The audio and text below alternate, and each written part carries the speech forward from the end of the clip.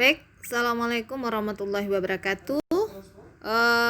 Teman-teman semua, Nanda semua, ini kita akan bahas sedikit tentang kenapa ada perlunya bimbingan konseling. Karena pengantar kita sudah berikan di video sebelumnya. Jadi ada latar belakang sosiokultural, latar belakang psikologis, kebutuhan individu, dan penyesuaian kelainan tingkah laku. Pertama itu latar belakang sosiokultural. Kita ini berbagai macam ragam dalam sosial dan kebudayaan di poin yang pertama.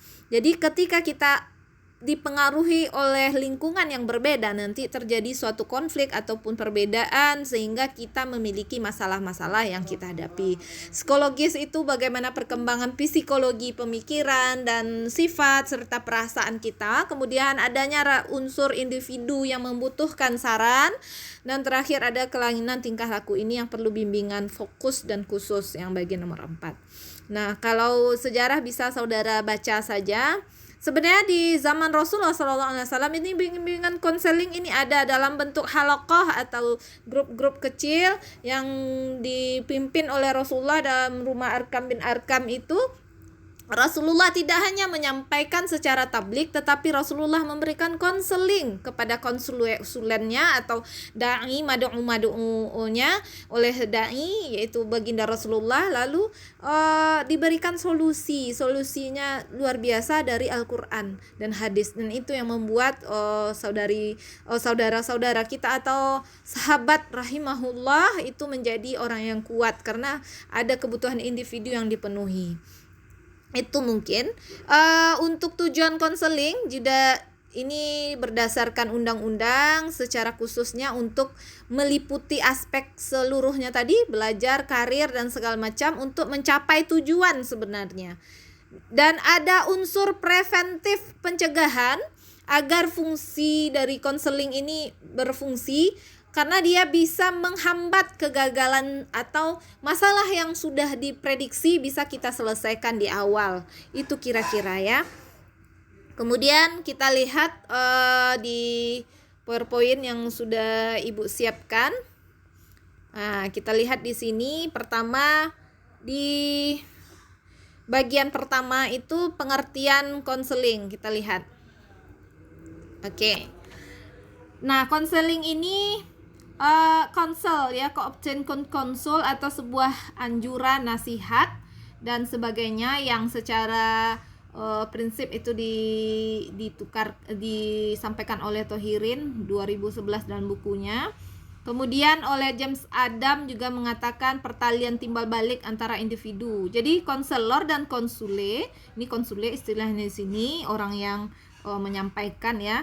Orang yang menyampaikan dan mendengar konselor itu memiliki hubungan atau masalah hidup. Jadi antara guru dan siswa itu memiliki, antara dai dan mad'u memiliki. Kemudian bimbingan konseling merupakan pelayanan bantuan untuk siswa baik individu, kelompok agar mandiri dan berkembang secara optimal. Ini tujuan yang sangat mulia. Terutama bagi kita pendidikan agama Islam agar siswa itu betul-betul dari segi ibadahnya dulu, segi akhlak, nanti baru segi prestasi. Ini kita next, tujuan bimbingan konseling yang terkait aspek pribadi. Kita miliki ketakwaan. Nah, ini dari segi aspek sosial saja. Para pemikir konseling BK, konseling umum itu sudah menyatakan agar kita memiliki kepribadian komit terhadap ketakwaan kepada Tuhan. Nah, ini orang umum yang menyampaikan, bukan pakar agama ya, tetapi di sini sudah disampaikan bahasanya ini didapat dari sumbernya dari Universitas Negeri Padang. Nah, jadi tidak ada alasan lagi bagi kita seorang dai atau orang yang kuliah di sekolah tinggi agama Islam untuk menafikan atau menyepelekan atau menyampingkan unsur ketakwaan kepada Tuhan. Ketika kita memberikan nasihat, itu paling utama yang harus kita capai dulu ya, baru selanjutnya. Kemudian agar kita saling memiliki toleransi, kemudian pemahaman dan penerimaan diri secara objektif dan konstruktif. Ini kita misalnya memiliki masalah dengan orang lain, atau konsulen kita memiliki masalah atau problematika, dia bisa memandang dirinya bukan dari dirinya sendiri. Ketika dia sudah melakukan konseling, dia bisa memandang secara umum, objektif, kemudian konstruktif atau membangun. Jadi kita tidak menjadi egosentris, ego sendiri, tetapi dengan masukan orang lain atau konsuler yang rutin dan memiliki letaklah mungkin guru itu sebenarnya dia sudah memiliki sertifikasi sebagai seorang